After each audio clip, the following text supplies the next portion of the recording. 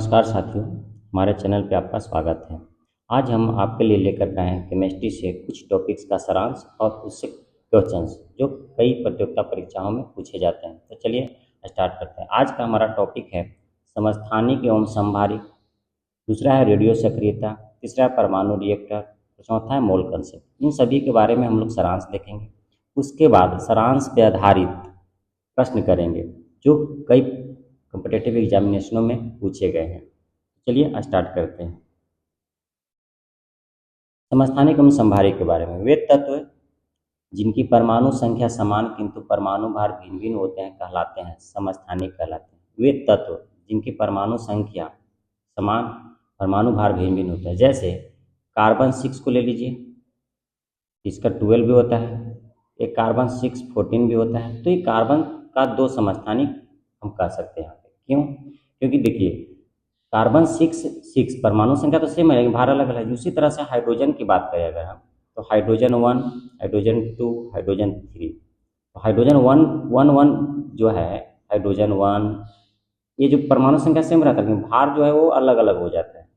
तो इसको हम हाइड्रोजन का समस्थानिक कहते हैं। तो समस्थानिक किसको कहते हैं? तो परमाणु संख्या सेम हो लेकिन परमाणु भार डिफरेंट हो, उसको हम कहते हैं समस्थानिक। लेकिन सेम उसी का जस्ट अपोजिट है एक समभारिक। दूसरा है समभारिक, वे तत्व जिनकी परमाणु द्रव्यमान समान हो किंतु परमाणु द्रव्यमान भिन्न भिन्न होते हैं, उनको हम समभारिक कहते हैं। जैसे नाइट्रोजन 7, इसका भार 14 होता है। ऑक्सीजन या कार्बन का भी देख लीजिए, कार्बन का भी क्या होता है, कार्बन का भी 14 होता है। तो ये नाइट्रोजन और कार्बन को हम समभारिक कहेंगे। तो भार दोनों में 14 है ना, लेकिन परमाणु संख्या डिफरेंट है। तो परमाणु संख्या डिफरेंट होता है और द्रव्यमान सेम होता है, तो उसको हम कहते हैं समभारिक। आगे है समस्थानिकों की खोज किसने की? समस्थानिकों को खोज किसने की? सोडी ने। समस्थानिकों का खोज सोडी ने किए थे।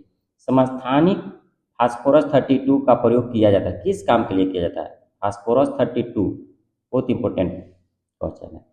तो ल्यूकेमिया या चर्म रोग के उपचार में, ल्यूकेमिया या चर्म रोग के उपचार में फास्फोरस 32 किया जाता है। रेडियो समस्थानिक आर्सेनिक 74 का प्रयोग किया जाता है ट्यूमर खोजने के लिए। ट्यूमर, शरीर के अंदर कहीं ट्यूमर है तो उसको खोजने के लिए आर्सेनिक 74 का यूज होता है। समस्थानिक आयोडीन 131, आयोडीन 131 का प्रयोग होता है। किसके लिए होता है? तो थायराइड ग्रंथि के कैंसर के इलाज में। थायराइड ग्रंथि होता है, उसमें अगर कैंसर हो गया तो उसको इलाज करने के लिए आयोडीन 131 का प्रयोग किया जाता है।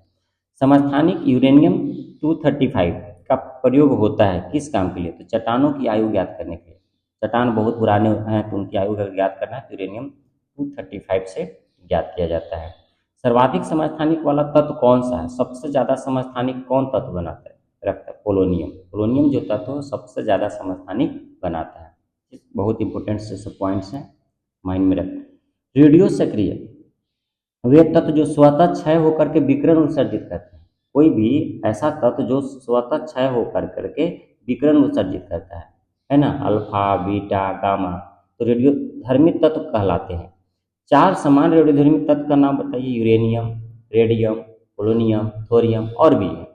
रेडियोधर्मी तत्व उत्सर्जित करते हैं। रेडियोधर्मी तत्व क्या उत्सर्जित करते हैं? Alpha beta gamma. अल्फा पे प्लस चार्ज, बीटा पे माइनस चार्ज, गामा पे कोई चार्ज नहीं होता है। अल्फा बीटा गामा उत्सर्जित करते हैं। लेकिन हाँ, अल्फा और बीटा एक साथ उत्सर्जित नहीं हो सकते हैं, क्योंकि अल्फा पे प्लस है बीटा पे माइनस है तो एक साथ कैसे उत्सर्जित हो जाएगा? नहीं उत्सर्जित हो सकता है।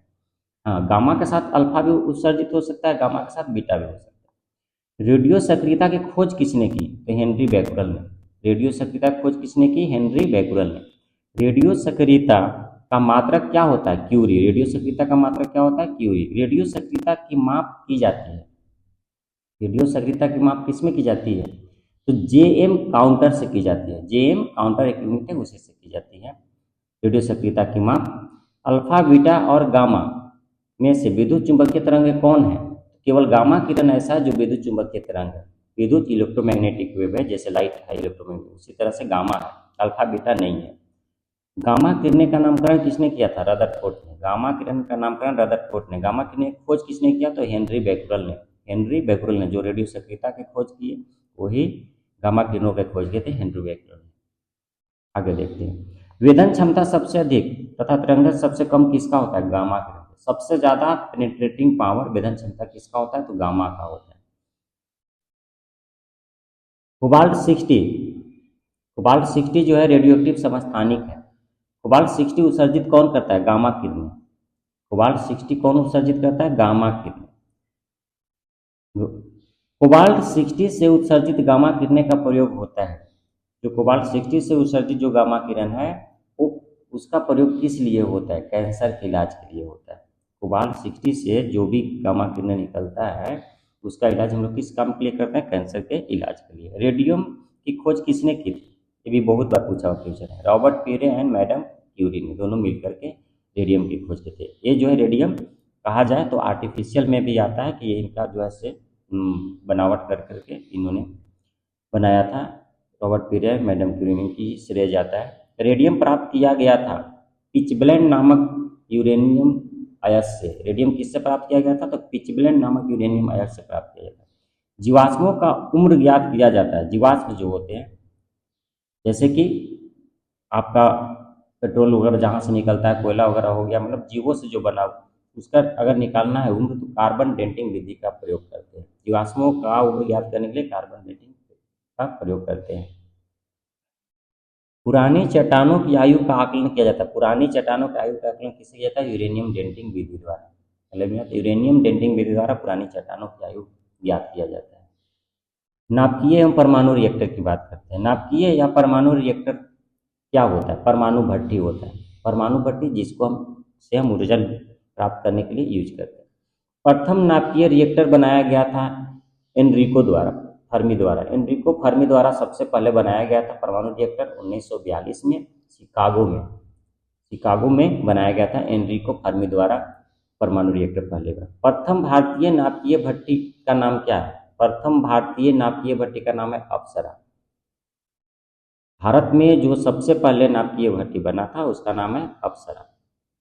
नाभिकीय रिएक्टर में मंदक के रूप में प्रयोग किया जाता है। मंदक मतलब कंट्रोलर, जो कि वो ऊर्जा कितना हमको चाहिए, क्या चाहिए, वहाँ पे एक रड लगा करके या मतलब या D2O का यूज करके इस्तेमाल करते हैं। तो ग्रेफाइट या भारी जल का प्रयोग करते हैं मंदक के रूप में कंट्रोल करने के लिए।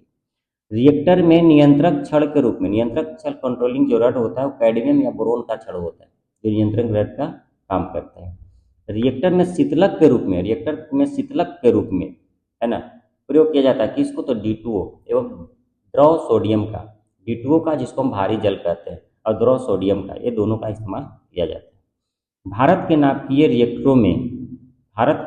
रिएक्टरों में ईंधन के रूप में सर्वाधिक प्रयुक्त होता है कौन सा होता है? यूरेनियम 238 होता है। यूरेनियम 235 नहीं, यूरेनियम 238। यूरेनियम 235 तो इलाज में। भारत में प्रचुर मात्रा में उपलब्ध महत्वपूर्ण नाभिकीय ईंधन क्या है? थोरियम। भारत में प्रचुर मात्रा में उपलब्ध परमाणु नाभिकीय ईंधन जो है वो है थोरियम है। न्यूक्लियर बम बनाने में उपयोग क्या किया जाता है? यूरेनियम का। न्यूक्लियर बम बनाने में यूरेनियम का उपयोग होता है। भारत का प्रथम परमाणु संयंत्र है तारापुर में। तारापुर में भारत का सबसे पहला परमाणु संयंत्र खोला गया। आइए बात करते हैं मोल कंसेप्ट। किसी पदार्थ की वह मात्रा जिसमें उतने ही कण उपस्थित होते हैं जितने कार्बन 12 के 12वें ग्राम में। कार्बन 12 एक कार्बन 14 भी होता है, तो कार्बन 12 समस्थानिक के 12 ग्राम में कार्बन परमाणु की संख्या होती है, वही एक मोल कहलाता है। यानी C12 के है ना 12 ग्राम में, समस्थानिक के 12 ग्राम में कार्बन परमाणु की जितना संख्या होती है उसी को एक मोल कहता है। एक मोल में कितना होता है? तो 6.022 इंटू 10 टू द पावर 23। यहाँ पे 23 पावर में होता है, 10 के पावर 23 ये होता है एक मोल बराबर। इसको हम अवगाड्रो संख्या भी कहते हैं, Na से रिप्रेजेंट करते हैं। अवगाड्रो संख्या भी इसी को कहते हैं। ठीक है, 6.022 कहीं कहीं 6.023 भी दिया हुआ रहता है, तो उससे कोई प्रॉब्लम नहीं है। एक ग्राम मोल पदार्थ में उपस्थित अणुओं की संख्या क्या कहलाता है? अवगाड्रो संख्या कहलाता है।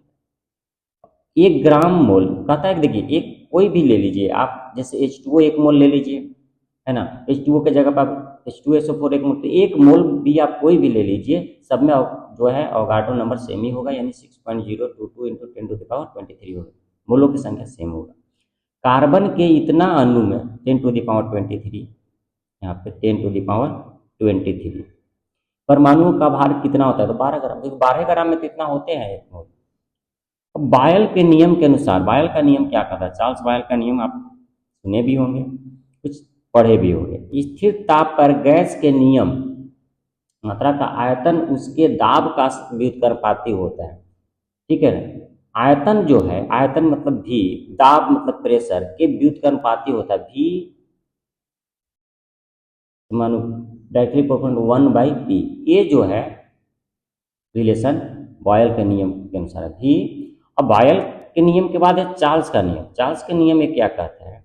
स्थिर दाब पर, देखिए यहाँ स्थिर ताप पर है, टेम्परेचर पर, स्थिर टेम्परेचर पे था बॉयल का नियम, और चार्ल्स का नियम स्थिर दाब पे। ये भी अच्छा पॉइंट बनाता है क्वेश्चन बनाने के लिए।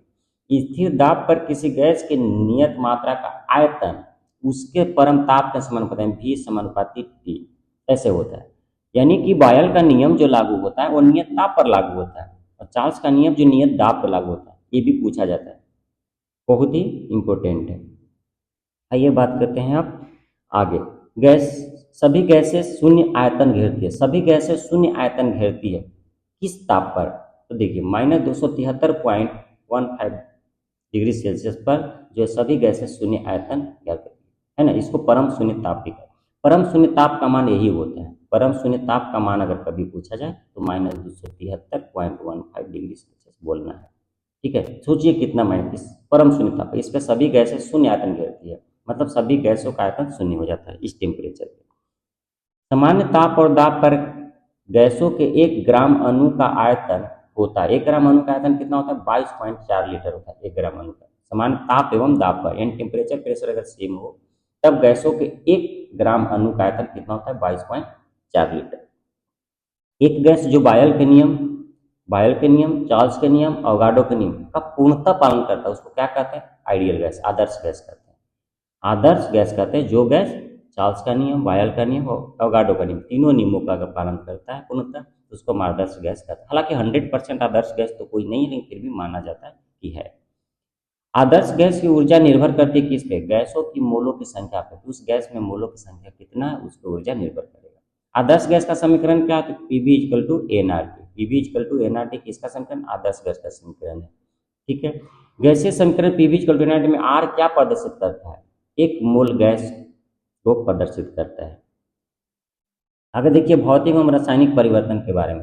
भौतिक परिवर्तन में क्या होता है? भौतिक परिवर्तन में पदार्थ के भौतिक अवस्थाओं में परिवर्तन होता है, उसके रासायनिक गुण एवं अवस्था में नहीं। यानी कि रासायनिक गुण में कोई परिवर्तन नहीं होगा, सिर्फ भौतिक अवस्था में ही परिवर्तन, उसको भौतिक परिवर्तन कहते हैं।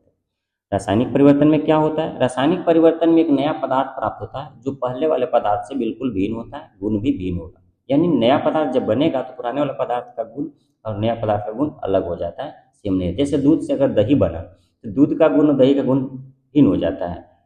ठीक है, तो ये जो है रासायनिक परिवर्तन दूध से दही हुआ। भौतिक परिवर्तन में क्या होता है कि सिर्फ और सिर्फ भौतिक अवस्था बदलता है, जिससे बर्फ अगर पानी बन जाए तो वो भौतिक परिवर्तन है।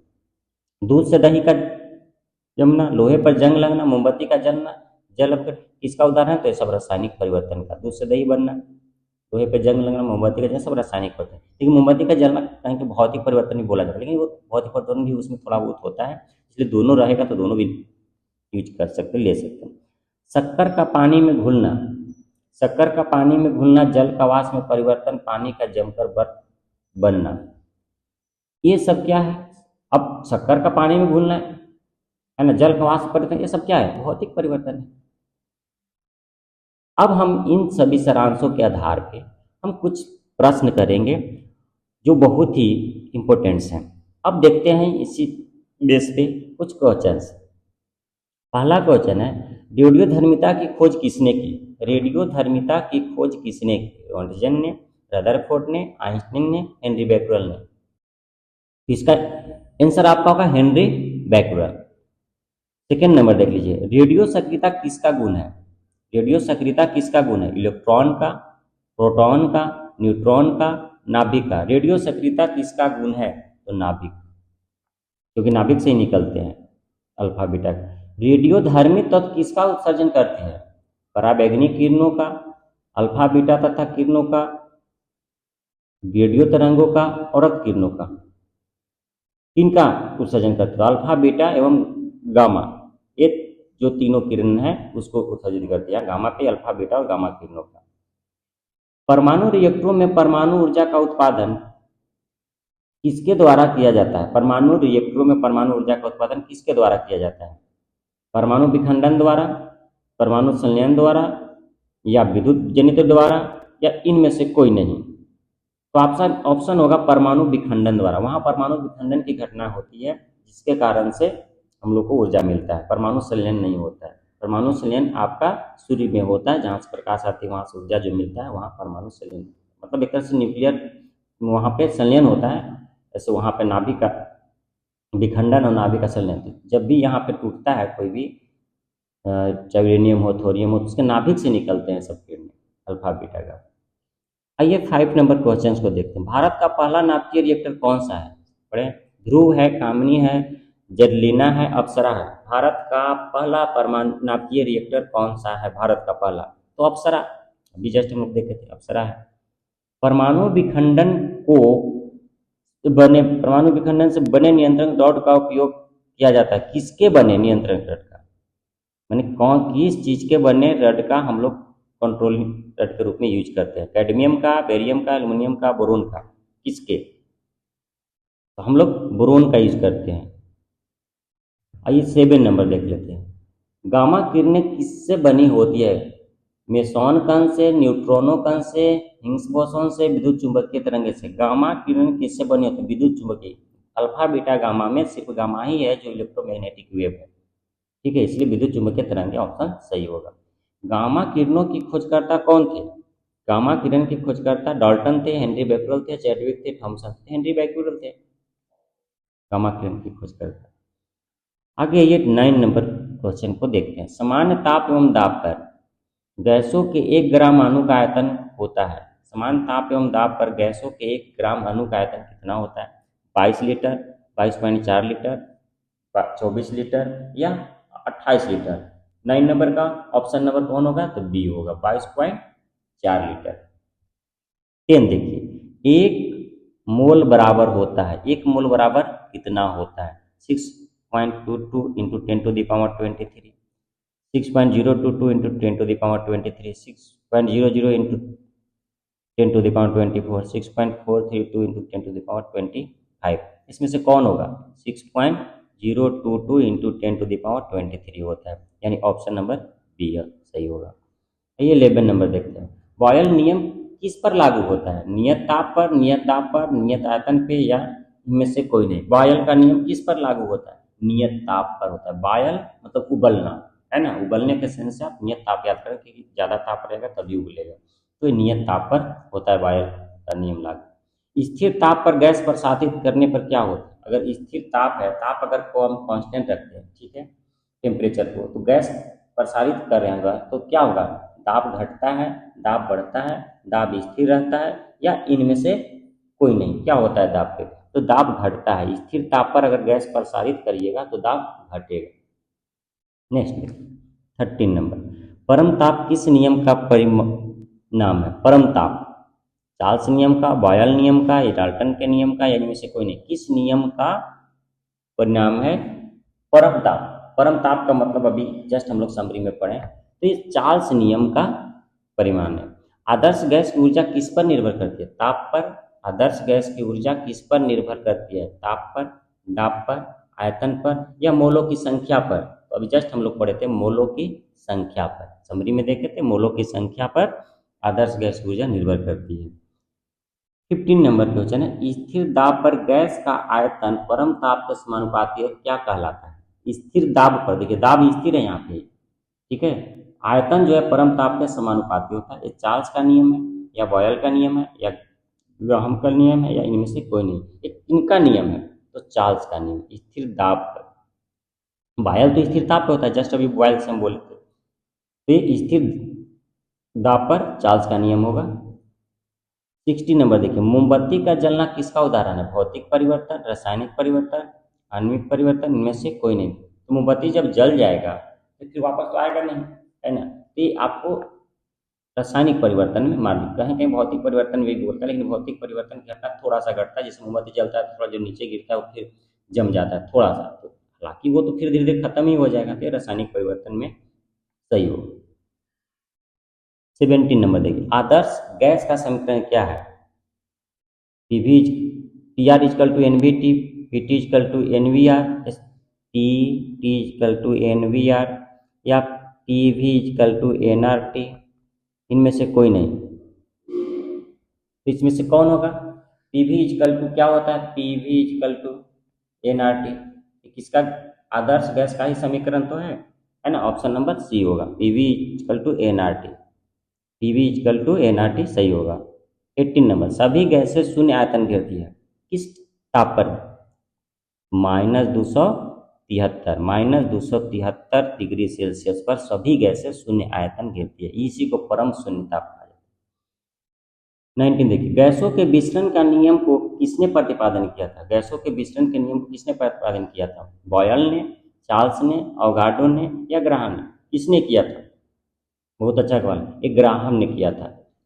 गैसों के विसरण का नियम, ग्राहम का गैसों के विसरण का नियम, ऐसे भी लोग बार बार ही पढ़ते हैं ग्राहम का नियम गैसों के, क्योंकि बॉयल ने अलग, चार्ल्स ने भी, बॉयल तो बात हो गई कि फिक्स टेम्परेचर पे, चार्ल्स ने फिक्स ये पे दाब पे, अवगाड्रो ने मोल संकल्प को दिया था।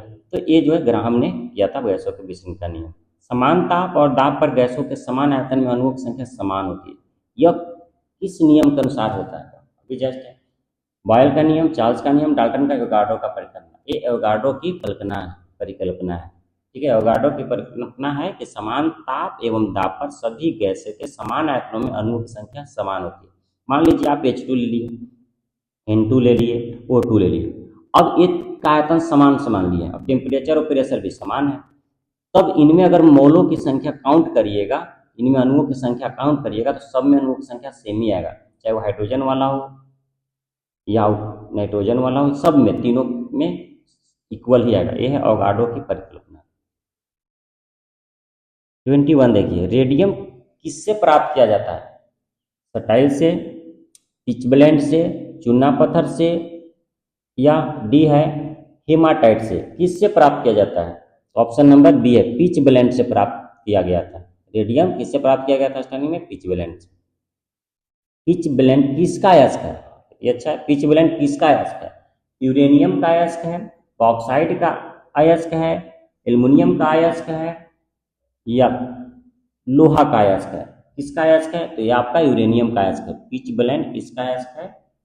तो यूरेनियम का अयस्क है। आइए 23 देखते हैं, नाभिकीय रिएक्टर में मंदक के रूप में किसका उपयोग किया जाता है? मंदक जल का, फिटकरी का, भारी जल का, या इसमें से कोई नहीं? तो मंदक का जो काम करता है वो आपका भारी जल करता है, जिसका सूत्र है D2O। D2O करता है मंदक के रूप में काम। 24 देखिए, गैसीय समीकरण पीवी इजकल टू एनआरटी में आर क्या प्रदर्शित करता है? दाब, ताप, एक मोल गैस, ऊर्जा। तो एक मोल गैस, आर क्या प्रदर्शित करता है? एक मोल गैस प्रदर्शित करता है। नेक्स्ट देखिए 25, लोहे पर जंग लगना किसका उदाहरण है? लोहे पर जंग लगना किसका उदाहरण है? भौतिक परिवर्तन का, रासायनिक परिवर्तन का, वाष्पीकरण का, या इनमें से कोई नहीं? लोहे पे जंग लगना ये किसका है? रासायनिक परिवर्तन का, चाहे दूध से दही बनना। 26 देखिए, न्यूक्लियर बम बनाने में किसका उपयोग होता है? न्यूक्लियर बम बनाने में किसका उपयोग होता है? जर्कोनियम का, वेनेडियम का, मोलिब्डेनम का, या यूरेनियम का? यूरेनियम का। ये तो बिल्कुल आप लोगों को पता है। परमाणु रिएक्टर में नियंत्रण क्षण किसके बने होते हैं? परमाणु रिएक्टर में नियंत्रण क्षण किसके बने होते हैं? यूरेनियम का, ग्रेफाइट का, कैडमियम का, या प्लूटोनियम का? किसके बने होते हैं? तो कैडमियम का रड यूज होता है, और बोरोन का। परमाणु रिएक्टर में नियंत्रक क्षण के रूप में कैडमियम या बोरोन यूज।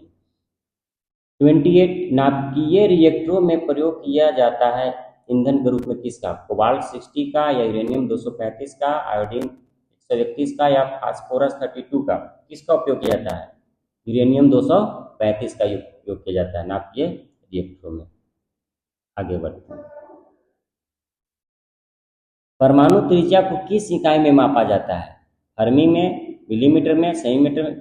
फर्मी जो है 10⁻⁻15 जो होता है 10 के पावर, उसी में मापा जाता है, फर्मी में। एक फर्मी कितने मीटर होते हैं? एक फर्मी में कितने मीटर? 10⁻⁻10, 10⁻⁻9, या 10 के पावर -8 या 10 के पावर -15। फर्मी होता है 10 के पावर -15 को कहा जाता है, तो आपका ऑप्शन नंबर हो जाएगा डी, 10 के पावर -15। 31 देखिए, रेडियो सक्रियता की माप किससे की जाती है? रेडियो सक्रियता जीएम काउंटर से, कोलोमीटर से, कैलोरीमीटर से या कोलोमीटर, किससे? कौन सा ऐसा डिवाइस होता है जिससे कि रेडियो सक्रियता की माप की जाती है? तो जीएम काउंटर से। बहुत इंपॉर्टेंट क्वेश्चन है। 32 देखिए, हाइड्रोजन बम का आविष्कार किसने किया था? हाइड्रोजन बम का आविष्कार किसने किया था? लुई प्रिंटर ने, निकोला टेस्ला ने, माइकल फैराडे ने, एडवर्ड टेलर ने। अब हाइड्रोजन बम का आविष्कार किसने किया था? तो एडवर्ड टेलर ने। हाइड्रोजन बम का आविष्कार किसने किया? एडवर्ड टेलर ने। बहुत बढ़िया है, याद कर लो। प्रथम न्यूक्लियर रिएक्टर किसने बनाया था? प्रथम न्यूक्लियर रिएक्टर किसने बनाया था? 33 है। एनरिको फर्मी ने, एंडरसन ने, रोन्टजन ने, या इनमें से कोई नहीं। किन्होंने बनाया था? एनरिको फर्मी ने। प्रथम न्यूक्लियर रिएक्टर किसने बनाया? एनरिको फर्मी ने। 34, अवगाड्रो संख्या का मान कितना होता है? ये तो इजी है, 6.022 इंटू 10⁻23। ये पावर में समझना है, 10⁻23, यानी ऑप्शन नंबर बी हो जाएगा। 35 देखिए, रेडियो कार्बन डेटिंग किसके उम्र ज्ञात करने के लिए प्रयोग किया जाता है? रेडियो कार्बन डेटिंग में जो विधि होता है वो किसकी उम्र ज्ञात करने के लिए प्रयोग किया जाता है? शिशुओं की उम्र, चट्टानों की उम्र, जीवाश्मों की उम्र या ग्रहों की उम्र? किसका उम्र हम लोग ज्ञात करते हैं? तो आपका ऑप्शन नंबर हो जाएगा जीवाश्म। कार्बन डेटिंग मेथड से हम जीवाश्मों का उम्र ज्ञात करते हैं। 36 देखिए, यूरेनियम डेटिंग विधि का प्रयोग किसकी आयु ज्ञात करने के लिए? यूरेनियम डेटिंग विधि का ग्रहों का, चट्टानों का, वृक्षों का, जानवरों का? तो आपका होगा चट्टानों का। जो चट्टान होते हैं उनकी अगर आयु ज्ञात करना है तो यूरेनियम डेटिंग का यूज करेंगे, और जीवाश्म का करना है तो कार्बन डेटिंग का यूज करेंगे। तो ये था आज का मेरा जो भी क्वेश्चन था, सारांश था। अगर आपको ये वीडियो अच्छा लगा हो और आप मेरे चैनल को सब्सक्राइब अब तक नहीं किए हैं तो प्लीज़ कर दें। ऐसे ही वीडियो हम आपके लिए लेते आएंगे जिसका इन्फॉर्मेशन आपको समय पे मिल जाएगा। Thanks for watching, best of luck.